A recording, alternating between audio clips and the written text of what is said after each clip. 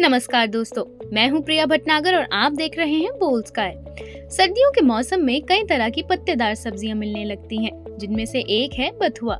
बथुआ सेहत के लिए काफी फायदेमंद माना जाता है क्योंकि इसमें कई तरह के पोषक तत्व जैसे मैग्नीशियम, पोटेशियम, फास्फोरस पाए जाते हैं। बथुआ के पत्तों की सब्जी के साथ ही इनका पानी भी सेहत के लिए काफी फायदेमंद होता है। आइए जानते हैं। स्किन के लिए फायदेमंद। बथुआ के पत्ते एंटीऑक्सीडेंट से भरपूर होते हैं जो आपकी त्वचा और बालों के लिए फायदेमंद होते हैं। यह हरे पत्ते आपकी त्वचा को मॉइस्चराइज करने व झुर्रियों को कम करने में भी मदद करते हैं।